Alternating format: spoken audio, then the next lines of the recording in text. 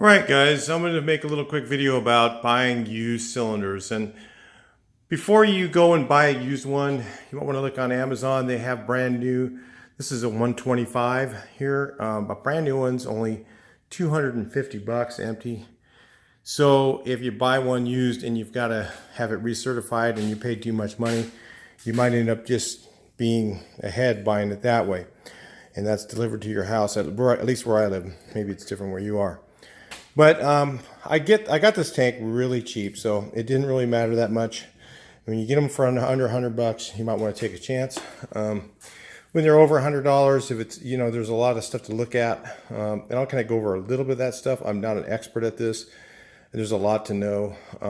The best way always is first thing, if you're looking at one and you don't know if it'll interchange gas or you could trade it in to get what you want, you call the supply house where you get your gas and ask them. That's usually the best way. Like if you call Air Gas, say I'm bringing in a non-custom or a customer-owned tank, and it's got helium in it.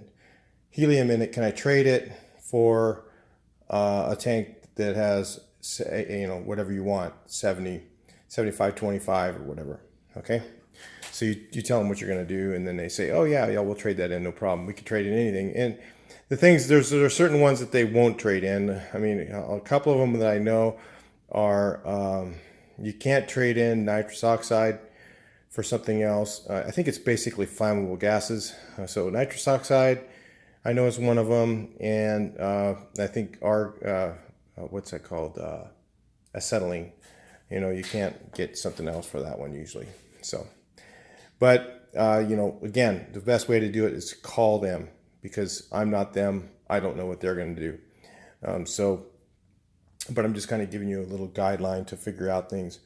Another thing to look at if you're buying a used tank is the number one thing to look at, if it's a larger tank. Where they always have a lot of fraud going on is in the large tank. So if it's a 250 or bigger, even some of the 125s, you'll see a name around this area in the tank, and if it has a name of a supply house, like it says rental, or it says whatever Air Gas on here, more than likely it's a rental that somebody is trying to sell or stole and trying to sell. Then you might want to steer clear of that one.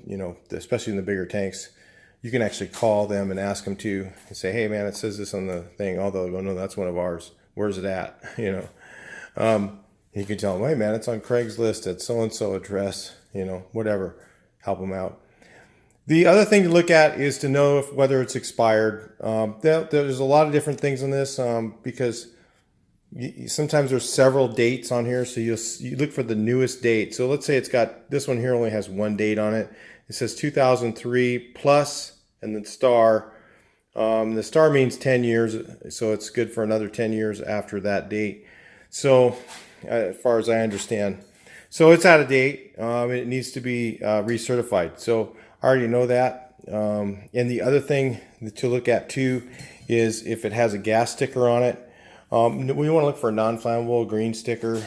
If it's got a red sticker on it, and you're trying to put something that's non-flammable, like say you're using it for your welder, you want to use argon. You want to fill it with argon gas or argon mix.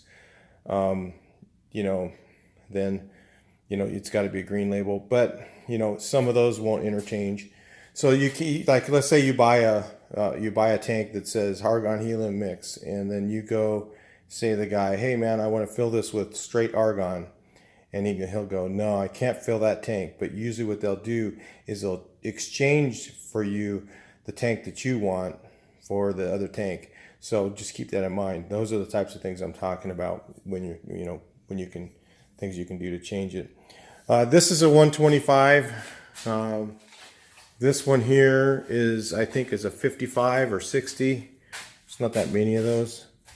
And this one over here I have is an 80, and of course I have oxygen 65, I think, and acetylene back there. So yeah, those are the different sizes. And but if you're trying to buy one for your home, it's probably better to stay in that range. If you're starting to look into the ones where they're bigger than that, you know, a lot of times, most of the time, they're going to be a rental that somebody stole from somebody. So be really cautious buying a bigger tank, you know, and definitely call the place, because you might get, you know, hosed on that, because they're really expensive. The big tanks are really expensive, and a lot more fraud is going on. People steal them and stuff like that. So keep that in mind. Somebody might have stole it because it was full of gas and then used up all the gas in it, and then tries to sell it on Craigslist or something. So, you know, again, if it doesn't, if like this one here, the label, I can't read it. So we don't know what kind of gas it is in here. Some people can go by the color of the tank, but the label is usually what you should be going by, what's in there. And since the label's shot, I really don't know what was in it. The guy thinks it was oxygen or helium, but I don't know if those two interchange. And so when I take it down there, I just take it down and I go, hey man, I know it's out of date, you know, check it out. And they'll charge me like usually $30 or something, 25 or $30 to recertify it. I forget the exact fee. You might want to call them and ask again, so that you kind of know a little bit about it. But beware, buying a used tank, you're taking a little bit of risk. You know, you're taking the risk, and you could get a big reward from it, and you could also get hosed. So especially when you're buying the bigger tanks, that's when you can get hosed. When you buy the smaller tanks, when it's this size, usually this is a 125. When it's usually smaller than this size is questionable whether it's a rental. The 125s are questionable. The 80s or less are usually not. So, in fact, very rarely are they ever rentals. Usually the rentals start at 125s, but usually even not 125s. It's usually 250s and 300s. So that way, kind of gives you a heads up. If you're going for the really big tanks, you know, you like I said, you're probably gonna get screwed. This one here's, I didn't even know it was a 125. I thought it was an 80 when I saw it online. And then when I went there, I looked at the neck and I was like, hey, that obviously is not it's